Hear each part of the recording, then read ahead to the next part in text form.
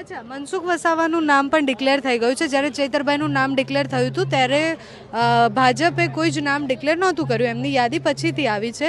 તો હવે શું લાગે છે, ભાજપનું જે લક્ષ્ય છે 5 લાખથી વધુ લીડથી જીતવાનો, તો એમાં ટક્કર રહેશે? ટક્કર બક્કર તો બહુ પછીની વાત છે. કોઈ પણ ભાજપવાળાને તમે આખા ભરૂચ વિસ્તારમાં મળવાનું, એને પૂછવાનું કે મનસુખ વસાવાએ કરેલા સારા 5 કામોની યાદી બતાવે. એક પણ ભાજપવાળો જો 2 કામ નહીં બતાવી શકે.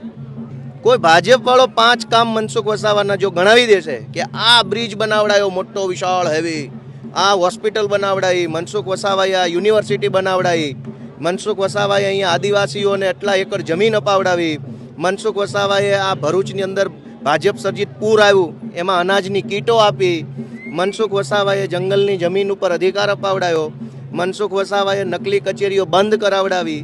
આવું કોઈ ભાજપનો કાર્યકર્તા બોલશે તો અમે માનશું કે ટક્કર બક્કરમાં છે. 5 કામનું લિસ્ટ નથી કોઈની પાસે કે 5 ટર્મથી સાંસદ સભ્ય છે ને 5 કયા કામ કર્યા. એ તો કોઈ લોકો કેમ પસંદ કરે? બની શકે કે અત્યાર સુધી લોકોને કોઈ મજબૂત વિકલ્પ લાગ્યો નહીં હોય. ચૂંટણીઓ દર વખતે આવી, ઉમેદવારો પાર્ટીઓ બધું આવ્યું, પણ લોકોને એવું નહીં લાગ્યું હોય.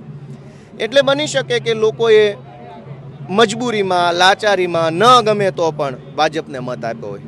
આ વખતે હજડબમ મજબૂત પાવરફુલ ઉમેદવાર તરીકે ચૈતરભાઈ વસાવા, એમાંય કોંગ્રેસ પાર્ટી દ્વારા સમર્થન, ઇન્ડિયા ગઠબંધન, મતલબ સોના ઉપર સુહાગા કહેવાય એવું થઈ ગયું છે. એટલે આ વખતે મનસુખભાઈ હવે કેવી રીતે જીતે છે એ જોઈશે. એટલે આ ફાઇનલ છે કે ચૈતરભાઈ જીતવાના જ છે? જીતવાના છે નહીં, જીતી ગયા છે. હવે ખાલી ચૂંટણી બાકી છે. જીતી ગયા છે, લોકોના દિલમાં છે. મનસુખભાઈ વસાવા કે ભાજપ પાર્ટી એક પણ સરકારી બસ મેલ્યા વગર ખાલી 5000 લોકો ભેગા કરી દે. સરકારી બસ નહીં મૂકવાની, તલાટીને ટાર્ગેટ નહીં આપવાનો, મંડળીના માણસોને દબાવવાના ધમકાવાના નહીં, સુગરવાળા કે બીજી મંડળીઓના, કોઈ પણ શિક્ષકોને અંદર રોકવાના નહીં, ખાલી 5000 લોકો ભેગા કરી બતાવે.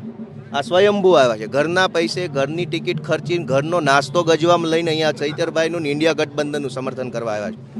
ભાજપ જીતતું હોય તો મેં કીધું એમ કોઈ શિક્ષકને દબાવવાના નહીં, કોઈ તલાટીને દબાવવાના નહીં, કોઈ સરકારી તંત્ર બસ નહીં. મનસુખભાઈ ઉભા રહે અહીંયા આ નેત્રંગ ચોકડી પર, કોઈ જોવાય આવે તો કહેજો.